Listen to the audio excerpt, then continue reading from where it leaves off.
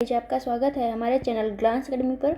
Friends, हम लेकर आए हैं ध्येय आईएएस के टेस्ट सीरीज जो आपके पीटी के लिए काफ़ी इम्पोर्टेंट होंगे। आइए स्टार्ट करते हैं।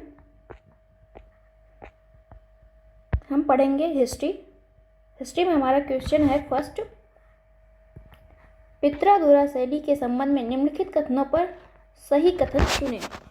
यह मुगल काल में संगमरमर से बनी इमारतों की दीवारों की अर्धमूल्यवान पत्थरों से बनी आकृतियों द्वारा सजावट को दर्शाती है।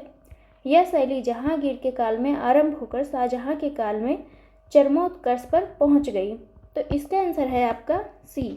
1 और 2 दोनों ही कथन सही हैं। आगे चलते हैं। क्वेश्चन नंबर हमारा सेकंड है, जिसमें सूची फर्स्ट को सूची सेकंड से सुमेलित करना है। बुलंद दरवाजा का निर्माण किसने करवाया था? तो इसका जो है आंसर आपका सेकंड हो जाएगा। अकबर ने बुलंद दरवाजा का निर्माण कराया था। मोती मस्जिद जो आगरा में है उसका निर्माण किसने करवाया था? तो उसका निर्माण जो है शाहजहां ने करवाया था। एतमाद दौला का मकबरा जो है वो उसका जो है निर्माण नूरजहां ने करवाया था, जो इनके पिता हैं नूरजहां के। मोती मस्जिद जो दिल्ली में है उसका निर्माण औरंगजेब ने कराया था। इस तरह से आपका आंसर हो जाएगा बी। ए का 2, बी का 3, सी का 1 और डी का 4। नेक्स्ट क्वेश्चन को देखते हैं। क्वेश्चन है थर्ड, शेर शाह के शासन काल में रे का संबंध किस एक से था? रे है, इसका संबंध किससे था इसके बारे में पूछा जा रहा है। भिन्न भिन्न प्रकार की फसलों में राज्य का हिस्सा निर्धारित करने वाली दरों की सूची, न्याय व्यवस्था के नियमों की सूची, राज्य के अधीन भूमियों का पैमाइश का ब्यौरा, सैनिकों को वेतन के रूप में दिए जाने वाले भूखंडों की सूची। तो इसका आंसर है आपका ए कथन सही है। भिन्न भिन्न प्रकार की फसलों में राज्य का हिस्सा निर्धारित करने वाली दरों की सूची क्या था? रे था। शेर शाह ने भू राजस्व व्यवस्था पर विशेष ध्यान दिया था। उसने बोई गई जमीन की पैमाइश कराई और रे सूची को तैयार भी करवाया था। राज्य का हिस्सा उपज का जो है 1/3 होता था। कितना होता था? तो 1/3 होता था। क्वेश्चन नंबर 4 है, दीन पनाह नगर की स्थापना किसके द्वारा की गई थी? बाबर, शेर शाह सूरी, इब्राहिम लोदी, हुमायूं।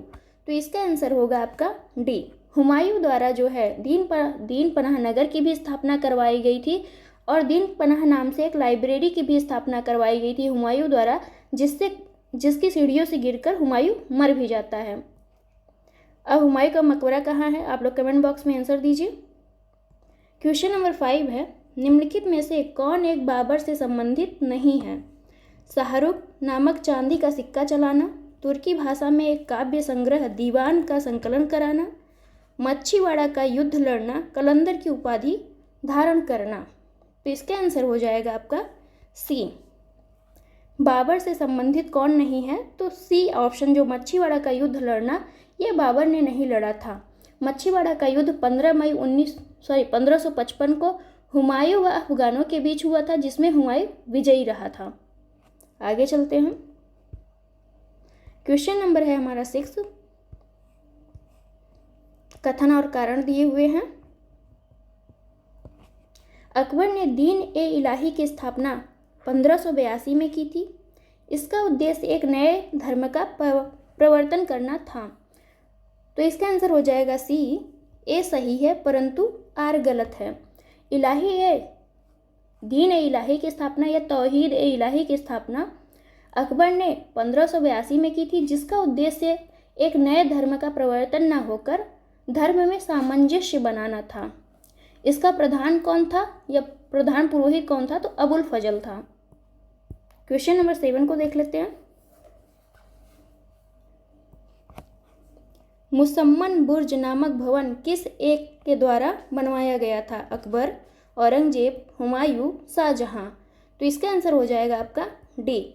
शाहजहां द्वारा मुसम्मन बुर्ज एक 6 मंजिला भवन थी जो आगरा में स्थित है। इसका निर्माण शाहजहां द्वारा करवाया गया था। यहीं से वह झरोखा दर्शन देता था जहां से ताजमहल को देखा जाता था। शाहजहां को जहां औरंगजेब ने बंदी बना के रखा था, तो वहां से वो ताजमहल को देख पाता था इसी झरोखा के माध्यम से। क्वेश्चन नंबर 8 है, हुमायूं ने किस एक चित्रकार को सीरी कलम की उपाधि दी थी? दसवंत, बसावन, मीर सैयद अली, अब्बुद सम्मद। तो इसका आंसर हो जाएगा आपका डी, अब्बुद सम्मद जो है उसको हुमायूं ने सीरी कलम की उपाधि दी थी। आगे चलते हैं। क्वेश्चन नंबर 9 है, हिंदुस्तान स्वर्ग के समान है, इसकी आबो हवा खुरासान से बेहतर है, यह हरा भरा है और सालों भर फूलों से लदा रहता है। उपरोक्त कथन निम्नलिखित में से किसका है? बाबर, अमीर खुसरो, अल-बुर्नी और फिरदौसी। तो इसका आंसर है बी, अमीर खुसरो द्वारा यह कथन कहा गया था कि हिंदुस्तान स्वर्ग के समान है, इसकी आबो हया जो है, आबो हवा खुरासान से बेहतर है, यह हरा भरा और सालों भर फूल से लदा हुआ है। खुसरो का जन्म जो है 1252 में पटियाला में यूं कहे बदायूं में हुआ था। आगे देखते हैं। क्वेश्चन नंबर है 10, निम्नलिखित कथनों पर विचार कीजिए। कृषि दासत्व और मेनर प्रणाली सामंतवाद की अनिवार्य विशेषताएं हैं। भारत में सच्चे अर्थों में न तो कृषि दासत्व था न ही मेनर प्रणाली थी। उपरोक्त कथन जो है कौन सा असत्य है? तो इसका आंसर हो जाएगा डी, न तो एक और न ही दो, दोनों ही कथन इसका मतलब सत्य हैं। आगे चलते हैं। क्वेश्चन नंबर है हमारा 11, 9वीं सदी के एक लेखक के अनुसार यह साम्राज्य इतना विशाल था कि तेज चलने वाले जहाज 2 साल में भी पूरा चक्कर नहीं लगा सकता था। यह कथन निम्न में से किस साम्राज्य के विषय में कहा गया? कंबोज साम्राज्य, पल्लव साम्राज्य, चोल साम्राज्य, शैलेंद्र साम्राज्य। तो इसका आंसर है आपका डी, शैलेंद्र साम्राज्य द्वारा यह कथन कहा गया था। क्वेश्चन नंबर 12 को देख लेते हैं। निम्नलिखित कथनों पर विचार कीजिए। जब्ती प्रणाली का संबंध राजा टोडरमल से जोड़ा जाता है। टोडरमल एक मेधावी राजस्व अधिकारी था जिसने कुछ समय तक शेरशाह सूरी के अधीन भी काम किया था। कौन सा कथन सत्य है?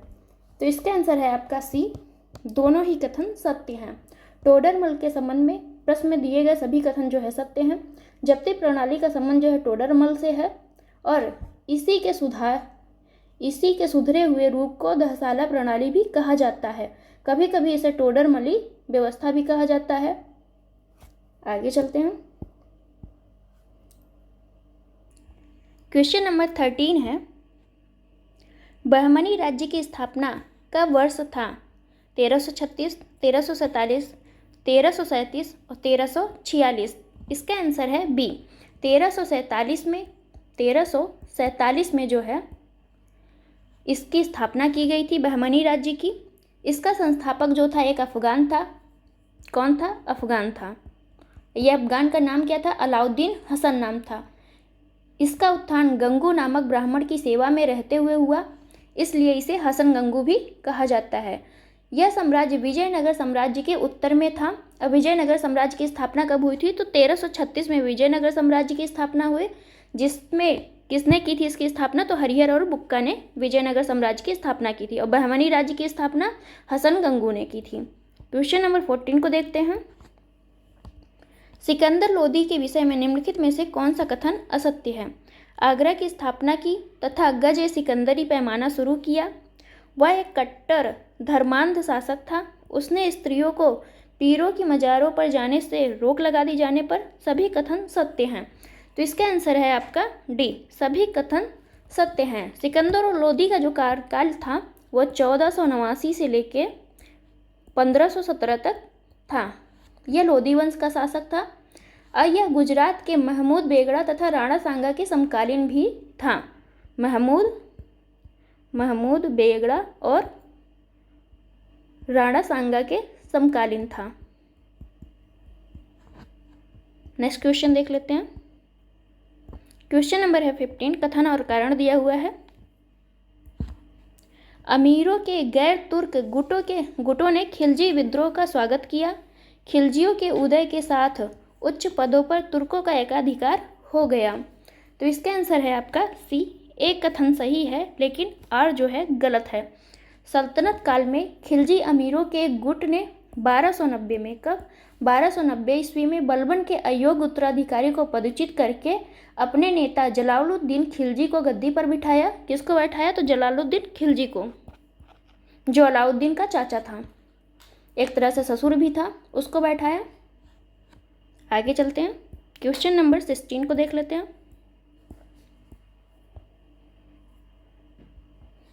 निम्नलिखित में से कौन संत बनने से पहले एक लुटेरा था? रामानंद, नामदेव, सेना, कबीर। तो इसका आंसर है आपका बी, नामदेव जो हैं वो महाराष्ट्र के प्रसिद्ध संत हैं, जो संत बनने से पहले क्या थे? लुटेरे थे। आगे देखते हैं क्वेश्चन नंबर 17 को। प्रसिद्ध संत रामानंद का जन्म स्थान है प्रयागराज, वाराणसी, आगरा, मथुरा। तो इसका आंसर हो जाएगा आपका ए, प्रयागराज में रामानंद का जन्म स्थान है। इनका जन्म प्रयाग में हुआ था और बाद में इन्होंने काशी चले गए ये, और उन्होंने विष्णु के स्थान पर राम की उपासना का प्रवर्तन किया। आगे चलते हैं क्वेश्चन नंबर 18 पर। भारतीय शास्त्रीय संगीत पर फारसी में सबसे अधिक पुस्तकों की रचना किस मुगल शासक काल में हुई थी? अकबर, शाहजहां, औरंगजेब, जहांगीर। इसका आंसर है आपका सी, औरंगजेब के काल में फारसी में सबसे अधिक पुस्तकों की रचना की गई थी। औरंगजेब ने अपने दरबार से गायन को उठा दिया था, यानी गायन नहीं करने देता था, लेकिन वाद्य यंत्र के वादन को नहीं रोका उसने। बादशाह स्वयं एक कुशल वीणा वादक था। औरंगजेब के हरम में रानियां और उसके उमरा संगीत के सभी प्रारूपों को प्रश्रय देता था। क्वेश्चन नंबर 19 को देख लेते हैं। असत्य कथन। चीनी यात्री इसिंग 670 ईस्वी में नालंदा आया। हर्षवर्धन अपने आरंभिक जीवन में शैव था। हर्षवर्धन ने प्रियदर्शिका, रत्नावली, हर्षचरित नामक नाटकों की रचना की। वेनसांग 645 ईस्वी में चीन वापस लौटा। तो इसका आंसर हो जाएगा आपका सी कथन सत्य नहीं है, क्योंकि हर्षवर्धन ने प्रियदर्शिका लिखी, रत्नावली लिखी और नागानंद, ना कि हर्षचरित। नागानंद की रचना किसने की थी? तो हर्ष ने की थी, हर्षवर्धन ने। और बाणभट्ट ने हर्षचरित की रचना की थी। इसलिए इसका आंसर हो जाएगा आपका सी कथन सही नहीं है। क्वेश्चन नंबर 20 को देखते हैं। लगभग 220 ईसा पूर्व में चीन की महादीवार का निर्माण किस शासक द्वारा करवाया गया? सी हुआंग ती द्वारा, कुबलई खान द्वारा, बुजियांग द्वारा, वेनजांग द्वारा।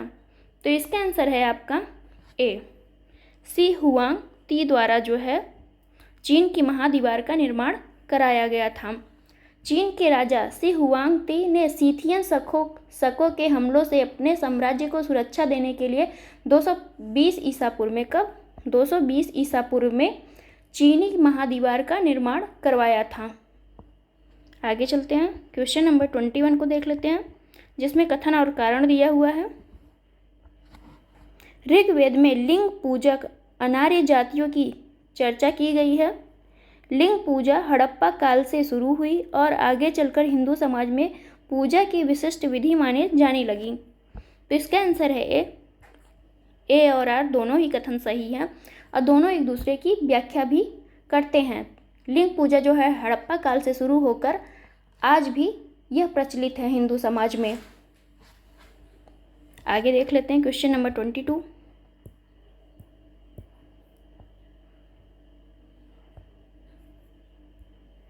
बादरायण का ब्रह्मसूत्र किस दर्शन का मूल ग्रंथ है? न्याय, वैशेषिक, मीमांसा, वेदांत। तो इसका आंसर है आपका डी, बादरायण का जो ब्रह्मसूत्र है वह वेदांत दर्शन पर आधारित है। ईसा पूर्व की दूसरी सदी में संकलित बादरायण का ब्रह्मसूत्र जो है वेदांत दर्शन पर आधारित है। वेदांत का अर्थ होता है वेद का अंत, वेदांत का अर्थ होता है। आगे चलते हैं, क्वेश्चन नंबर है 23। क्वेश्चन नंबर 23 है, निम्नलिखित कथनों पर विचार कीजिए। चंद्रगुप्त प्रथम ने 319 से 320 ईस्वी में अपने राज्यारोहण के स्मारक के रूप में गुप्त संवत चलाया। नालंदा विश्वविद्यालय की स्थापना कुमार गुप्त ने की थी। कौन सा कथन असत्य है, इसके बारे में हमें बताना है। तो इसका आंसर हो जाएगा डी, न तो एक और न ही दो, दोनों ही कथन इसका मतलब सत्य है। चंद्रगुप्त गुप्त साम्राज्य का उदय जो है 3री शताब्दी में हुआ। कब हुआ? तो 3री सदी में हुआ था। गुप्त वंश का संस्थापक श्रीगुप्त था। श्रीगुप्त जो है गुप्त वंश का संस्थापक था। चंद्रगुप्त प्रथम जो है गुप्त वंश का प्रथम महान शासक था। इसने जो है अपना राज्यारोहण कब कराया था? 319 से लेके 20 ईस्वी में करवाया था। इसी टाइम पे गुप्त संवत भी चलाया। और कुमार गुप्त ने 415 से लेके 545 तक शासन करता है और यही जो है नालंदा विश्वविद्यालय की स्थापना भी करता है। आगे चलते हैं। क्वेश्चन नंबर है 24। निम्नलिखित कथनों में से कौन से सही हैं? अकबर ने बाल विवाह को रोकने का प्रयास किया। विवाहों की वैधानिकता की जांच करने के लिए उसने तुरबेग नामक अधिकारी की नियुक्ति की। तो कौन सा कथन सही है? इसका आंसर होगा आपका सी, दोनों ही कथन सही है। अकबर ने समाज सुधार के लिए अनेक कार्य किए, जिसमें दास प्रथा, सती प्रथा, बहुविवाह पर प्रतिबंध लगाया और अंतरजातीय एवं विधवा विवाह को भी प्रोत्साहन दिया। साथ ही बाल विवाह को रोकने का भी प्रयास किया था। आगे चलते हैं क्वेश्चन नंबर 25 में। मुगल काल में निम्न में से किस एक पदाधिकारी का कार्य सेना को नदी पार करने के लिए पुलों और नावों की व्यवस्था करना था? सिपह सलार, मीर ए बहर, आमिल, कारकुन। तो इसका आंसर है आपका बी, मीर ए बहर को यह कार्य दिया गया था। सिपह सलार का कार्य क्या था? सिपह सलार को हम सूबेदार भी कहते हैं। क्या कहते हैं? सूबेदार।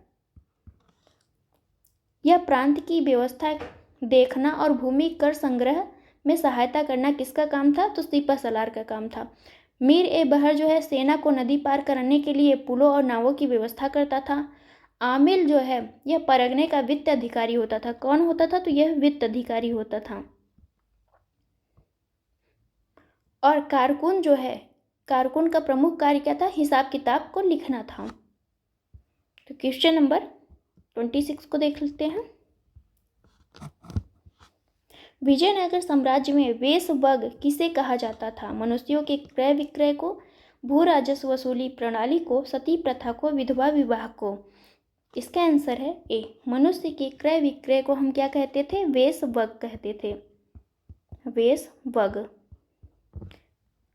विजयनगर काल में दास प्रथा प्रचलित थी। इतावली यात्री जो है निकोलो कोंटी जो है इतावली यात्री है। कोंटी ने दास प्रथा का विस्तृत वर्णन किया और इसमें मनुष्यों के क्रय विक्रय को क्या कहा? वेश्यवग कहा। क्वेश्चन नंबर 27 है। निम्नलिखित कथनों में से कौन से कथन असत्य हैं? राणा कुंभा ने मालवा के महमूद खिलजी पर विजय प्राप्त की थी। मालवा विजय की स्मृति में उसने कीर्ति स्तंभ का निर्माण करवाया था। तो इसका आंसर हो जाएगा आपका डी, दोनों ही कथन सत्य हैं। इसके बारे में देख ले हैं। राणा कुंभा जो है 1400 से 33 से लेके 68 तक इसका शासन काल होता है। यह मेवाड़ का शासक होता है। कहाँ का होता है राणा कुंभा? तो मेवाड़ का शासक होता है। राणा कुंभा की सबसे महत्वपूर्ण विजय मालवा के महमूद खिलजी के विरुद्ध था। मालवा विजय की स्मृति में राणा कुंभा ने चित्तौड़ में कीर्ति स्तंभ का निर्माण करवाया था। चित्तौड़ के इस कीर्ति स्तंभ को हिंदू देवशास्त्र का कोष भी कहा जाता है। तो क्वेश्चन नंबर है 28। सूची फर्स्ट को सूची सेकंड से सुमेलित करना है, जिसमें संस्थापक और राजवंश की बात की गई है। देखते हैं। बीजापुर का संस्थापक कौन था? तो यूसुफ आदिल शाह जो था वो बीजापुर का शासक था। अहमदनगर का शासक मलिक अहमद था। गोलकुंडा का शासक जो था वो कुली कुतुब शाह था। बीदर का शासक जो है वो अमीर अली बरीद था। इसलिए इसका आंसर हो जाएगा आपका ए का 4 बी का 1 और सी का 2, डी का 3। क्वेश्चन नंबर 29 को देखते हैं। चोल काल से संबंधित निम्नलिखित युग्मों में से कौन सा एक सही सुमेलित नहीं है? उर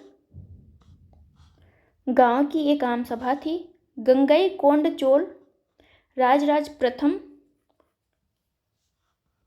मंदिर द्रविड़ शैली में और सभी सुमेलित हैं, तो इसका आंसर हो जाएगा आपका बी। बी जो है सही नहीं है।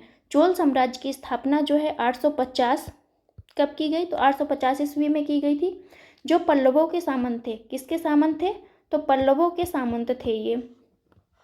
राजेंद्र प्रथम ने बंगाल की खाड़ी को पार कर बंगाल पर विजय प्राप्त की। इसी स्मृति में उसने गंगई कोंड चोलपुरम की उपाधि धारण की। तो ये राजेंद्र प्रथम था, ना कि राजराज प्रथम। किसने उपाधि दी थी, प्राप्त की थी? तो राजेंद्र प्रथम ने प्राप्त की थी। चोल काल के जो मंदिर थे वो द्रविड़ शैली में थे। आगे चलते हैं। क्वेश्चन नंबर 30 है। निम्नलिखित पर विचार कीजिए। शंकराचार्य का जन्म 19वीं शताब्दी में तमिलनाडु में हुआ। उन्होंने अद्वैतवाद दर्शन का प्रतिपादन किया। अद्वैतवाद के अनुसार ईश्वर और उसकी सृष्टि दोनों अलग अलग चीजें हैं। सही कथन को चुनिए। तो इसका आंसर है सी। दूसरा कथन सिर्फ सही है और सभी गलत हैं। शंकराचार्य का जो जन्म हुआ था वो 9वीं शताब्दी में कहाँ हुआ था? केरल में हुआ था। केरल में शंकराचार्य का जन्म हुआ। उनके दर्शन को हम क्या कहते हैं? अद्वैतवाद दर्शन कहते हैं। और इसके अनुसार ईश्वर और उसकी सृष्टि एक ही है। इस दर्शन को वेदांत करते हैं।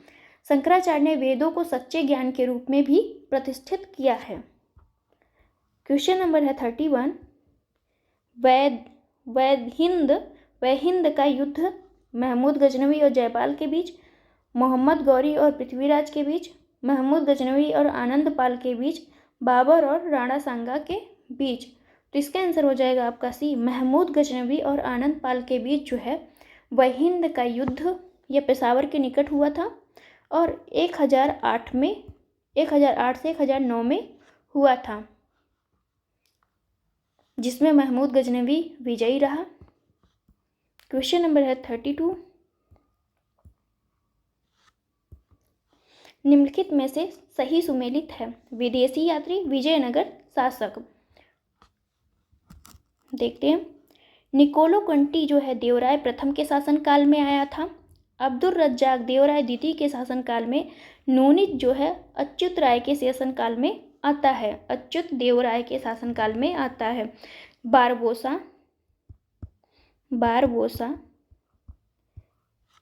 बारबोसा जो है वो किसके शासनकाल में आता था? कृष्ण देवराय के काल में आता है। क्वेश्चन नंबर है आपका 33। तो इसके जो है सभी कथन सुमेलित हैं, इसलिए इसका आंसर हो जाएगा आपका डी।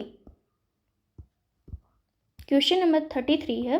निम्नलिखित में से किस शासक ने बहमनी राज्य से बेलगाम और गोवा छीन लिए थे? बुक्का प्रथम ने, देवराय प्रथम ने, हरिहर द्वितीय ने, देवराय द्वितीय ने। तो इसका आंसर होगा आपका सी। हरिहर द्वितीय का शासनकाल था 1377 से लेके 1404। विजयनगर का एक शक्तिशाली शासक था हरिहर द्वितीय। उसने बहमनी राज्य से बेलगाम और गोवा को छीन लिया था और उसने उत्तरी श्रीलंका पर भी आक्रमण किया था। किसने? हरिहर द्वितीय ने। क्वेश्चन नंबर है 34। विजयनगर तथा बहमनी साम्राज्य के हितों का टकराव 3 अलग अलग क्षेत्रों में था। निम्नलिखित में से कौन एक क्षेत्र इन तीनों में सम्मिलित नहीं था? तुंगभद्रा दोआब, कृष्णा गोदावरी डेल्टा, मराठावाड़ प्रदेश, गोदावरी और गोदावरी महानदी दोआब। तो इसका आंसर हो जाएगा आपका डी। जो शामिल क्षेत्र नहीं था वो कौन सा था? गोदावरी और महानदी दोआब का। विजयनगर के शासकों तथा बहमनी सुल्तानों के हितों का टकराव जो है 3 अलग अलग क्षेत्रों में हुआ था। ये तीनों क्षेत्र थे तुंगभद्रा दोआब, कृष्णा गोदावरी डेल्टा और मराठावाड़ का क्षेत्र। नेक्स्ट क्वेश्चन पे चलते हैं। क्वेश्चन नंबर है 35। सूची फर्स्ट को सूची सेकंड से सुमेलित करना है। देख लेते हैं इसको। ताजुल मासिर के लेखक कौन है? तो हसन निजामी है ताजुल मासिर के लेखक। और किताबुल यमनी के लेखक जो हैं वो है उत्बी। शाहनामा के लेखक फिरदौसी और किताबुल हिंद के लेखक जो हैं अलवरनी हैं। तो इसका आंसर हो जाएगा आपका ए का 2, बी का 1, सी का 3 और डी का 4। तो क्वेश्चन नंबर अब 36 को देखते हैं। कथन और कारण दिया हुआ है, इसमें देखते हैं। तराइन की दूसरी लड़ाई में पृथ्वीराज चौहान को पराजय मिली थी।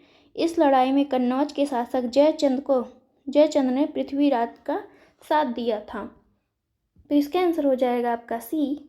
ए सही है परंतु आर गलत है, तो इसका ऑप्शन क्या है? सी सही है। 1192 में तराइन की दूसरी लड़ाई पृथ्वीराज चौहान और मोहम्मद गौरी के बीच में हुई थी, जिसमें पृथ्वीराज चौहान पराजित हुआ और गौरी जीत गया। इस लड़ाई में कन्नौज के शासक जयचंद ने पृथ्वी का साथ नहीं दिया था, इसलिए यह गलत है। क्वेश्चन नंबर है आपका 37। सूची फर्स्ट को सूची सेकंड से सुमेलित करना है। गढ़वाल जो है कहाँ के शासक थे? तो कन्नौज के शासक थे। परमार जो है मालवा के शासक थे और चौहान जो है अजमेर के शासक थे। सेन जो है बंगाल के शासक थे। इसलिए इसका आंसर हो जाएगा आपका बी। ए का 3, बी का 2, सी का 4, डी का 1। क्वेश्चन नंबर है 38। निम्नलिखित में से किस एक लड़ाई द्वारा विजयनगर के महान साम्राज्य का अंत हुआ? मच्छीवाड़ा की लड़ाई, घटोली की लड़ाई, बन्नीहट्टी की लड़ाई, इनमें से कोई नहीं। इसका आंसर है सी। बन्नीहट्टी की लड़ाई या तालीकोटा या राक्षसी तंगड़ी का लड़ाई जो है 1565 में कब हुआ था? 1565 ईस्वी में दक्कन के 4 संयुक्त सैनिक संघों ने किया था। कौन कौन से मिलके किया था? अहमदनगर प्लस बीजापुर प्लस गोलकुंडा और बीदर ने मिलकर विजयनगर साम्राज्य से लड़ाई की थी, जिसमें विजयनगर शासक जो है पराजित होता है। विजयनगर शासक कौन होता है? तो सदाशिवराव होता है। सदाशिवराव यह इन सभी से पराजित हो जाता है। आगे चलते हैं। क्वेश्चन नंबर है 39। निम्नलिखित में से कौन सी एक अर्हता विजयनगर साम्राज्य में मंत्रिपरिषद की सदस्यता के लिए अनिवार्य योग्यता के विषय में असत्य है? व्यक्ति का विद्वान एवं राजनीति में निपुण होना, उसकी आयु 40 से 60 वर्ष के बीच होना, उसका शारीरिक रूप से स्वस्थ होना, उसका राज परिवार से संबंधित होना तथा छल कपट से मुक्त होना। इसका आंसर है बी। मंत्रिपरिषद विजयनगर साम्राज्य की सबसे महत्वपूर्ण संस्था थी। मंत्रिपरिषद की सदस्यता के लिए निम्नलिखित अर्हताएं आवश्यक थी, जिसमें था व्यक्ति विद्वान प्लस राजनीति में निपुण हो, उसकी आयु जो है 50 से कितनी होनी चाहिए? 60 वर्ष की होनी चाहिए, ना कि 40 से 60 वर्ष होनी चाहिए। वह शारीरिक रूप से स्वस्थ हो और वह राज परिवार से संबंधित हो तथा छल कपट से मुक्त हो। तो क्वेश्चन नंबर 40 देखते हैं।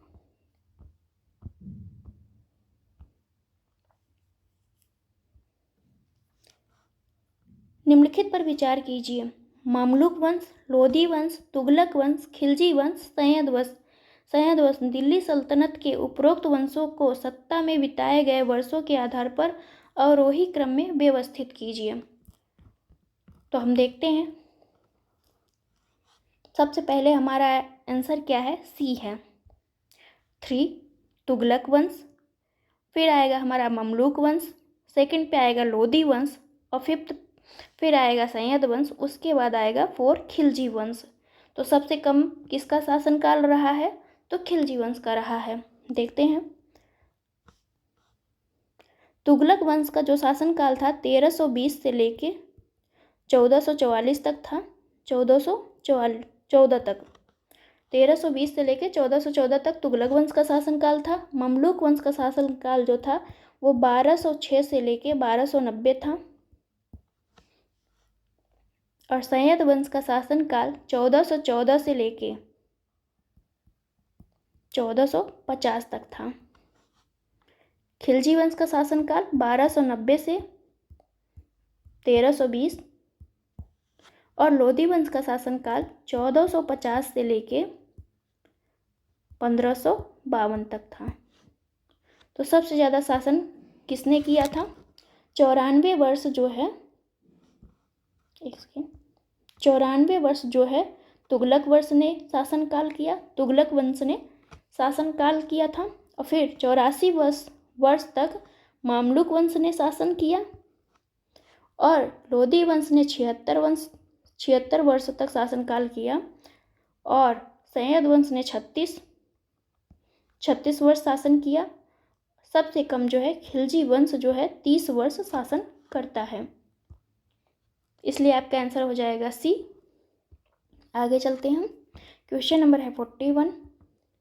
सल्तनत काल में निम्नलिखित में से कौन सी एक पद्धति भू राजस्व निर्धारण के रूप में नहीं अपनाई जाती थी? बटाई, मुक्ताई, मापन, कानकूद। तो इसका आंसर हो जाएगा आपका डी। कानकूद जो है सल्तनत काल में भू राजस्व निर्धारण के लिए नहीं अपनाई गई थी। आगे चलते हैं। क्वेश्चन नंबर 42 है। बलबन के संबंध में निम्नलिखित में से कौन सा कथन सही है? उसने दरबार में गैर इस्लामी प्रथाओं का प्रचलन किया। उसने दरबार में सिजदा व पायबोस की प्रथा आरंभ की। उसने प्रतिवर्ष ईरानी त्योहार नौरोज मनाने की प्रथा आरंभ की। सभी कथन सत्य हैं। तो इसका आंसर हो जाएगा डी। सभी कथन जो है सत्य है। गियासुद्दीन बबलन जो है वो 1266 से लेके 1286 तक शासन करता है। दिल्ली सल्तनत का यह एकमात्र शासक था जिसने राजत्व के सिद्धांत, कौन सा सिद्धांत? राजत्व का सिद्धांत अपनाया था, जिसमें राजा को ही सर्वश्रेष्ठ बताया गया है। बलबन जो है दिल्ली का प्रथम सुल्तान था जिसने दरबार में गैर इस्लामी प्रथाओं का प्रचलन किया। सिजदा और पाबोस जो है, सिजदा में होता है घुटने पर बैठकर सिर झुकाना। पायबोस का मतलब है सुल्तान का चरण चूमना। ऐसी प्रथाओं को लॉन्च कौन किया था? तो बलबन भी किया था। और यह नवरोज त्योहार, ईरानी जो नवरोज त्योहार था उसे भी मनाता था। क्वेश्चन नंबर है 43। कथन और कारण दिया हुआ है, देखते हैं। अलाउद्दीन खिलजी ने सन 1296 ईस्वी में देवगिरी पर आक्रमण किया। इसका उद्देश्य साम्राज्य विस्तार करना था। क्वेश्चन नंबर है 43 का आंसर हो जाएगा हमारा सी। एक कथन सही है किंतु आर गलत है। मुसलमानों का दक्षिण भारत पर आक्रमण जलालुद्दीन खिलजी के समय में देवगिरी के जो शासक थे रामचंद्र देव पर अलाउद्दीन खिलजी के नेतृत्व में 1296 में हुआ था। इस आक्रमण का उद्देश्य क्या था? तो साम्राज्य का विस्तार करना नहीं बल्कि धन की लालसा थी, क्योंकि देवगिरी राज्य दक्षिण भारत में सर्वाधिक शक्तिशाली और संपन्न राज्य था। क्वेश्चन नंबर है 44। विश्व के सबसे बड़े महाकाव्य महाभारत के किस पर्व में गीता का उल्लेख है? विराट पर्व, भीष्म पर्व, शांति पर्व, अनुशासन पर्व। तो इसका आंसर है बी। भीष्म पर्व में जो है महाभारत के गीता पर्व का उल्लेख किया गया है। क्वेश्चन नंबर देखते हैं 45। किस मध्यकालीन शासक ने वूलर झील में एक कृत्रिम द्वीप जैनालंका का निर्माण करवाया? सिकंदर शाह, जैनुल आबदीन, मुल्ला शाह, जलालुद्दीन मोहम्मद। तो इसका आंसर है आपका बी। जैनुल आबदीन जो है इन्होंने वूलर झील में कृत्रिम द्वीप जैनालंका का निर्माण कराया था। मध्यकालीन शासक जो है जैनुल आबदीन वूलर झील में एक कृत्रिम द्वीप जैनालंका का निर्माण करवाया, जो 15वीं सदी यानी 1420 से लेके 1470 तक था। कश्मीर में कराया था। आगे देखते हैं। क्वेश्चन नंबर है आपका 46। शैव धर्म से संबंधित राजराजेश्वर मंदिर कहाँ स्थित है? तंजौर तमिलनाडु, हम्पी कर्नाटक, वाराणसी उत्तर प्रदेश, उपयुक्त में से कोई नहीं। तो इसका आंसर हो जाएगा आपका ए। राजराजेश्वर मंदिर जो है तंजौर में यानी तमिलनाडु में स्थित है। इसका निर्माण 1003 से लेकर 1010 ईस्वी में चोल शासक कौन थे? तो चोल शासक थे राजराज प्रथम ने करवाया था। आगे चलते हैं। क्वेश्चन नंबर है आपका 47। कथन और कारण दिया हुआ है। मुगल काल को गुप्त काल के बाद भारत का दूसरा स्वर्ण युग कहा जाता है। मुगल काल में भारत में सांस्कृतिक गतिविधियों का बहुमुखी विकास हुआ। तो इसका आंसर हम देख लेते हैं क्या होगा। इसका आंसर होगा ए और आर दोनों ही कथन सही हैं और दोनों एक दूसरे की व्याख्या भी करते हैं। मुगल काल में भारत में सांस्कृतिक गतिविधियों का बहुमुखी विकास हुआ। इस काल में स्थापत्य, चित्रकारी, संगीत के क्षेत्रों में कई प्रतिमान स्थापित हुए। आगे चलते क्वेश्चन नंबर है हमारा 48। जसवंत एवं दशावन नामक चित्रकार किस मुगल सम्राट के दरबार में थे? शाहजहां, अकबर, औरंगजेब, बाबर। तो इसका आंसर हो जाएगा आपका बी। अकबर के शासनकाल में जसवंत एवं दशावन नामक चित्रकार अकबर के शासनकाल में थे। चित्रकारी के क्षेत्र में मुगलों ने विशिष्ट योगदान किया। उन्होंने चित्रकारी में नए विषयों का समावेश किया, जैसे दरबार, शिकार, युद्ध के दृश्यों का वर्णन भी किया गया उसी में, मतलब उसके भी चित्र बनाए गए। अकबर के अधीन पुर्तगाली पादरियों ने दरबार में यूरोपीय चित्रकारी का भी समावेश किया था। क्वेश्चन नंबर है 49। अष्टप्रधान नामक मंत्री परिषद निम्नलिखित में से किस एक शासक द्वारा नियुक्त की गई थी? शिवाजी, अकबर, कृष्णदेवराय और जहांगीर द्वारा। तो इसका आंसर हो जाएगा आपका ए। शिवाजी द्वारा जो है अष्टप्रधान नामक मंत्री परिषद नियुक्त की गई थी। देखते हैं क्या है। पेशवा जो है, पेशवा कौन था? पेशवा राजा का प्रधानमंत्री था। मजूमदार वित्त एवं राजस्व मंत्री था। वकिया नवीस कौन था? दैनिक कार्य, सुरक्षा व्यवस्था एवं गुप्तचर व्यवस्था से संबंधित था। आगे चलते हैं। 8 के बारे में आप लोग पढ़ लीजिएगा। क्वेश्चन नंबर है 50। निम्नलिखित में से कौन सा एक विजयनगर साम्राज्य में रचित नहीं है?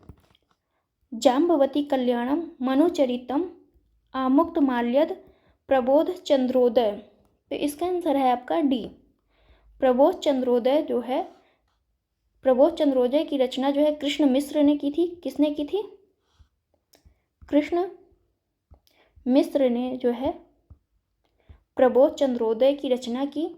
यह चंदेल वंशी राजपूत शासक की सभा में थे। और जाम्बवती कल्याणम, मनुचरित, आमुक्तमाल्यद की रचना जो है विजयनगर साम्राज्य में की गई थी। इन तीनों की रचना किसके साम्राज्य में की गई थी? तो विजयनगर साम्राज्य में। क्वेश्चन नंबर है 51। सूची फर्स्ट को सूची सेकंड से सुमेलित करना है। देखते हैं। ये प्राचीन रचनाएं हैं और इसके रचनाकार। अष्टाध्यायी के रचनाकार कौन है? तो पाणिनि है।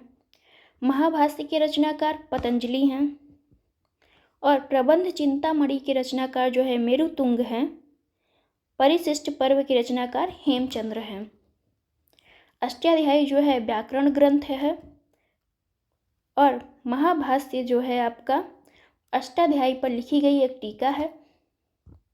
इसलिए आपका आंसर हो जाएगा ए। 51 का आंसर क्या होगा? ए। क्वेश्चन नंबर है 52। गुलाम वंश से संबंधित निम्नलिखित शासकों को उनके कालक्रम में व्यवस्थित कीजिए। देखते हैं। रजिया सुल्तान का कार्यकाल जो होगा वो 1290 होगा। रजिया सुल्तान का कार्यकाल क्या होगा? 1236 से लेके 1240। और नसरुद्दीन महमूद शाह का कार्यकाल 1246 से 1265। 1246 से 1265 तक नसरुद्दीन महमूद शाह का। और मोइजुद्दीन कैकुवाद का जो है 1287 से 1290 इनका कार्यकाल होगा। कैमूर्स का जो है कार्यकाल आपका आएगा 1290। तो कैमूर्स का कार्यकाल क्या होगा 1290। तो इस तरह आपका आंसर हो रहा है ए। सबसे पहले रजिया आती है, फिर उसके बाद आपका आएगा नसरुद्दीन महमूद शाह, उसके बाद है मोइजुद्दीन कैकुबाद और फिर लास्ट में है ससमुद्दीन कैमूर्स। क्वेश्चन नंबर है 53। मध्यकाल में कृष्ण भक्ति को लोकप्रिय बनाने के उद्देश्य से निम्नलिखित में से किसने 8 कवियों के समूह अष्टछाप की स्थापना की थी? वल्लभाचार्य, चैतन्य महाप्रभु, विट्ठलनाथ और शंकर देव। तो इसका आंसर है आपका सी, विट्ठलनाथ ने मध्यकाल में कृष्ण भक्ति को लोकप्रिय बनाने के उद्देश्य से की थी 8 कवियों का समूह, जिसे हम क्या कहते हैं अष्टछाप। नेक्स्ट क्वेश्चन हम देखते हैं। क्वेश्चन नंबर है हमारा 54। 15वीं शताब्दी में पश्चिम भारत की चित्रकला शैली पर फारसी चित्रकला का प्रभाव पड़ने लगा। मुगल चित्रकला शैली का विकास अकबर के शासनकाल में हुआ। सत्य कथन बताइए। तो इसका आंसर है आपका सी, 1 और 2 दोनों ही सही हैं। मुगल साम्राज्य की स्थापना जो है 1560 में अकबर के शासनकाल में मुगल चित्रकला शैली का विकास हुआ था। स्थापना के बाद जो है 1560 में अकबर के शासनकाल में मुगल चित्रकला शैली का विकास किया गया। आगे देखते हैं। क्वेश्चन नंबर है आपका 55। कथन और कारण है। प्राचीन भारत में वास्तुकला, शिल्पकला, चित्रकला में आवाज़ की तुलना पहले कहीं अधिक गहरा संबंध है। वर्तमान समय की तुलना में प्राचीन भारत में कलाओं का विभाजन नहीं था। वास्तुकार, शिल्पकार, चित्रकार अक्सर एक ही व्यक्ति होता था। तो इसका आंसर है आपका ए। दोनों ही कथन सही हैं और दोनों एक दूसरे की व्याख्या भी कर रहे हैं। वास्तुकला को किसी स्थान को क्रियात्मक रूप से सुव्यवस्थित और कलात्मक बनाने की कला कहा गया है। भारतीय कला का स्वरूप जो है प्रतिमा विधायक, सहज और मूर्ति प्रधान हुआ था। आगे देखते हैं। क्वेश्चन है हमारा 56। बैताल देउल मंदिर अवस्थित है भुवनेश्वर में, भोपाल में, आगरा में, रायपुर में। इसका आंसर है ए, भुवनेश्वर में। बैताल देउल मंदिर भुवनेश्वर उड़ीसा में अवस्थित है। कहाँ है? उड़ीसा। यह अपनी अद्भुत संरचना के लिए जाना जाता है। वास्तुकला की खाखरा शैली किस शैली में बना है? तो खाखरा शैली को प्रदर्शित करता है, जो कलिंग शैली की वो एक उपशाखा थी। किसकी शाखा थी? तो कलिंग शैली की एक उपशाखा है, जिसे विशेष रूप से तांत्रिक समूहों द्वारा स्थापित मंदिरों के निर्माण के प्रयोग में किया जाता था। क्वेश्चन नंबर 57 को देखते हैं। कौन सा सही सुमेलित नहीं है? राज्य और नृत्य दे रहा है। उत्तर प्रदेश नौटंकी, तो ये बात बिल्कुल सही है। गुजरात में जो है लेजिम, गुजरात में लेजिम नहीं होता बल्कि भवाई कहलाता है। इसे भावई या भवाई। महाराष्ट्र की तमाशा है। पश्चिम बंगाल की यात्रा है। आगे चलते हैं। तो आपका आंसर क्या है? बी है। 57 का जो आंसर है वो बी है। बी कथन सही नहीं, क्योंकि गुजरात का भवाई कहलाता है। जो नृत्य नाटक है वो क्या है? भवाई। क्वेश्चन नंबर है आपका 58। महापुराणों के प्रमुख विषयों की संख्या है 1, 3, 5, 9। तो इसका आंसर है आपका सी, 5 है। पुराण शब्द का जो अर्थ है किसी पुराने का नवीनीकरण करना। लगभग सदैव इसका उल्लेख इतिहास के साथ किया जाता है। वेदों की सत्यता को स्पष्ट करने और इसकी व्याख्या करने के लिए पुराण लिखे गए थे। पुराणों की संख्या कितनी है? तो टोटल 5 है। कौन कौन से हैं? सर्ग है, प्रतिसर्ग, मवंतर, सूर्यवंश और चंद्रवंश, सूर्य प्लस चंद्रवंश और वंशानुचरित। लास्ट कौन सा है? नुचरित। तो पुराणों की टोटल संख्या कितनी है? महापुराणों की 5 है। क्वेश्चन नंबर है 59। प्राचीन भारतीय इतिहास के संदर्भ में पहाई, महावी, रीवा, रोहा, ससीपाहा है। क्या है? पहाड़ियाँ, कवित्रियाँ, भाषा शैली, नृत्य। तो क्या है ये? तो इसका आंसर है बी, कवित्रियाँ हैं। मतलब हाल ही में, किसमें? हाल ही में जो है गाथा सप्तशती। कौन सी? गाथा सप्तशती। गाथा सप्तशती प्राकृतिक साहित्य का प्रसिद्ध ग्रंथ है, जिसकी इस रचना में पहाई, महावी, रीवा, रोहा, ससीपाहा नामक कवित्रियों की रचनाएं भी शामिल की गई हैं। गाथा सप्तशती किसने लिखी है? इसका आप लोग आंसर दीजिए। नेक्स्ट क्वेश्चन है हमारा 60। सल्तनत काल में निम्नलिखित में से कौन सा अधिकारी सुल्तान के अंगरक्षकों का प्रधान होता था? अमीर बहर, मुशर्रिफ मुमालिक, अमीर दाद, सर ए जानदार। इसका आंसर है आपका डी, सर ए जादार जो है सल्तनत काल में सुल्तान के अंगरक्षकों का प्रधान होता था। आगे चलते हैं। क्वेश्चन नंबर है आपका 61। कवि राजमार्ग नामक कन्नड़ भाषा के एक काव्य ग्रंथ की रचना किस शासक ने की? धर्मपाल, तंतितुर्क, अमोघवर्ष, कृष्णदेवराय। तो इसका आंसर है सी, अमोघवर्ष। कन्नड़ भाषा में कवि राजमार्ग नामक काव्य ग्रंथ की रचना अमोघवर्ष ने की थी। अमोघवर्ष जो है राष्ट्रकूट राजवंश का शासक है।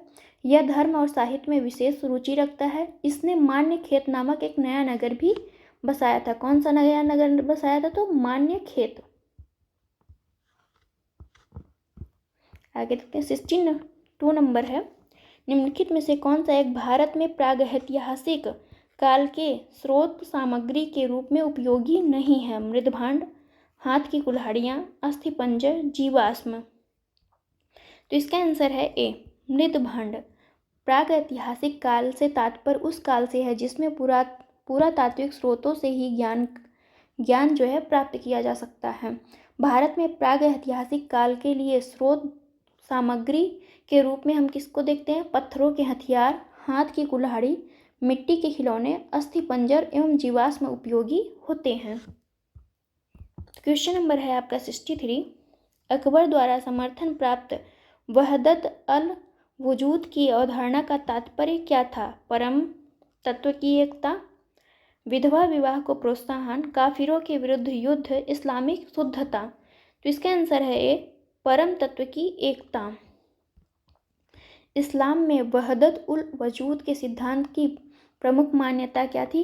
परम तत्व की एकता। आगे चलते हैं। क्वेश्चन नंबर है आपका 64। कौन सा एक सुमेलित नहीं है?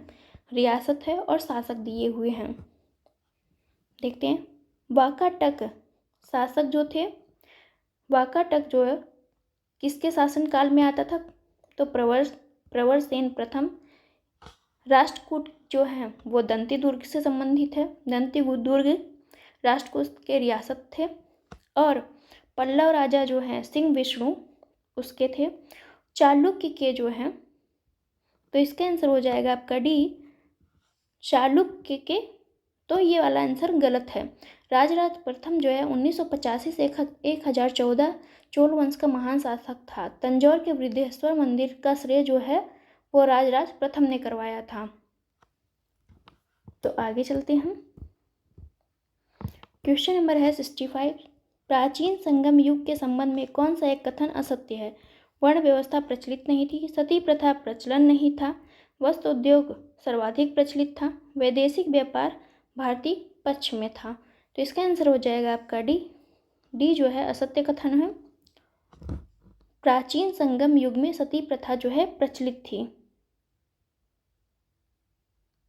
सॉरी, इसका आंसर हो जाएगा आपका बी ऑप्शन जो है वो सही नहीं है, क्योंकि प्राचीन संगम युग में जो है सती प्रथा का प्रचलन था। वस्त्र उद्योग का सर्वाधिक प्रचलित थी, वर्ण व्यवस्था भी प्रचलित थी वर्ण व्यवस्था जो है प्रचलित नहीं थी, वैदेशिक व्यापार भारतीय पक्ष में था। तो इसका आंसर क्या हो जाएगा आपका? बी कथन सही नहीं है। क्वेश्चन नंबर है 66।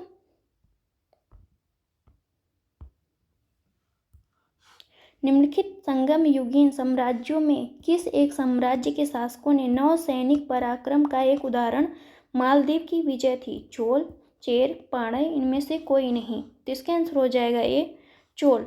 चोल साम्राज्य की स्थापना विजयालय ने की थी। किसने की थी इसका स्थापना? तो विजयालय ने की थी 1850 में।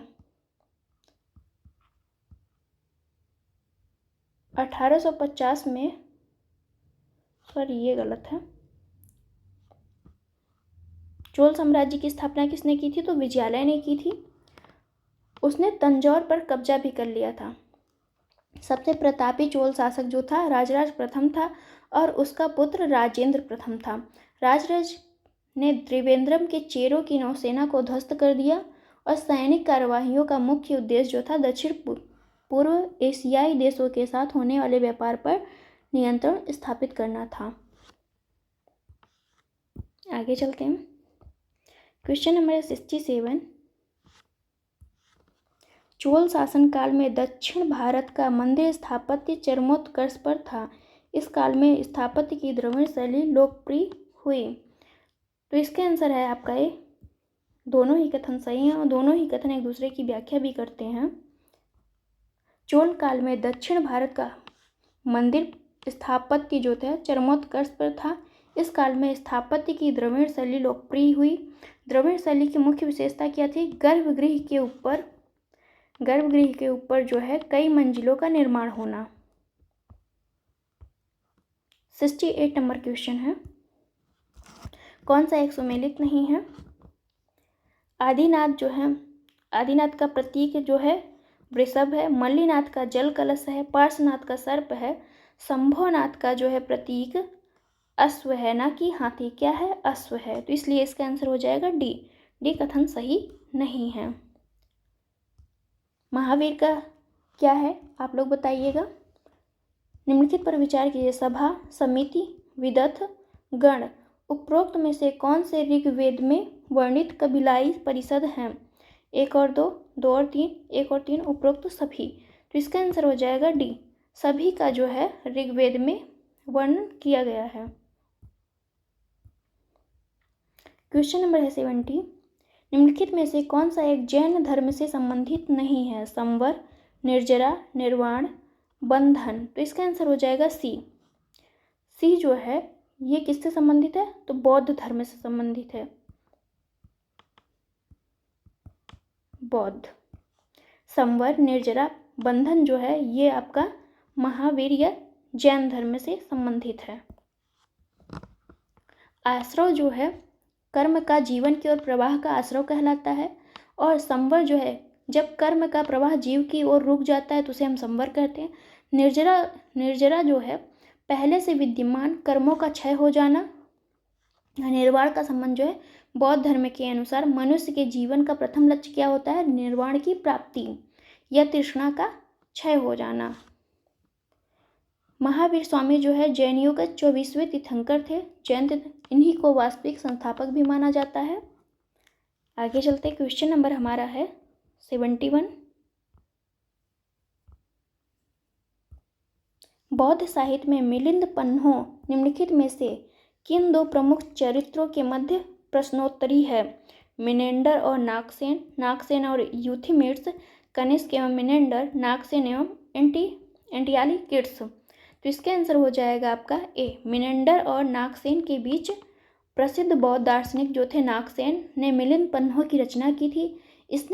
इसमें जो है यवन राजा मिनेंडर और बौद्ध भिक्षु नागसेन के मध्य वार्तालाप का वर्णन किया गया है। क्वेश्चन नंबर है 72। सल्तनत काल में आरिज ममालिक किसे कहा जाता था? सैन्य विभाग के प्रधान को, वित्त विभाग के, तोपखाने के अध्यक्ष को, विदेश मंत्रालय के अध्यक्ष को। तो इसका आंसर है आपका ए, सैन्य विभाग के प्रधान को क्या कहा जाता था? आरिज ममालिक। और आरिज दीवान ए अर्ज जो है सैन्य विभाग था। आगे चलते हैं, क्वेश्चन नंबर है 73। संगमरमर की बारीक नक्काशी एवं अद्भुत मूर्तिकारी के लिए प्रसिद्ध जैन मंदिर अवस्थित है सिरोही में, छतरपुर में, ग्वालियर में, उज्जैन में। तो इसका आंसर हो जाएगा आपका ए, सिरोही में। राजस्थान के सिरोही में कहाँ है? राजस्थान के सिरोही में, सिरोही जिले में माउंट आबू पर्वत पर दिलवाड़ा का प्रसिद्ध जैन मंदिर स्थित है। इसका निर्माण गुजरात के चालुक्य सोलंकी वंश के शासक भीम प्रथम देव ने करवाया था। कौन करवाया था? तो भीम देव प्रथम ने करवाया था। और इनके सामंत जो है विमल साहब मंत्री थे, उन्हीं ने करवाया था भीमदेव के शासनकाल में। यह मंदिर जो है संगमरमर की बारीक नक्काशी एवं अद्भुत मूर्तिकारी हेतु प्रसिद्ध है। क्वेश्चन नंबर है 74। स्तूप जो है इसका आंसर हमें देना है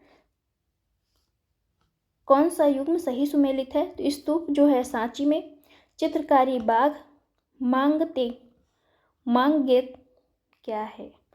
मांगतेगेश्वर मंदिर जो है खजुराहो। तो इसका आंसर हो जाएगा आपका सी, तीनों ही कथन जो है सुमेलित हैं। सांची का स्तूप, बाग जो है बाग गुफा में चित्रकारी की गई है, खजुराहो में मातगेश्वर मंदिर का निर्माण किया गया है। तो ये सभी कथन सही हैं। क्वेश्चन नंबर है आपका 75, जो सूची फर्स्ट को सूची सेकंड से सुमेलित करना है। गुप्तकालीन मंदिर और स्थान दिया हुआ है। तो विष्णु मंदिर जो है तिगवा का विष्णु मंदिर कहाँ है? जबलपुर मध्य प्रदेश, जबलपुर एमपी में। और शिव मंदिर जो है भूमरा का शिव मंदिर, ये भी कहाँ है? नागौद एमपी में, नागौद एमपी। और पार्वती का नचना कुठार मंदिर, ये भी कहाँ पड़ेगा? आपका एमपी में ही पड़ेगा, मध्य प्रदेश में। लक्ष्मण मंदिर जो है सिरपुर का लक्ष्मण मंदिर, जो कहाँ है? रायपुर छत्तीसगढ़ में। इसलिए इसका आंसर हो जाएगा बी, ए का 2, बी का 4, सी का 1, डी का 3। Thank you for watching friends, मिलते हैं नेक्स्ट वीडियो।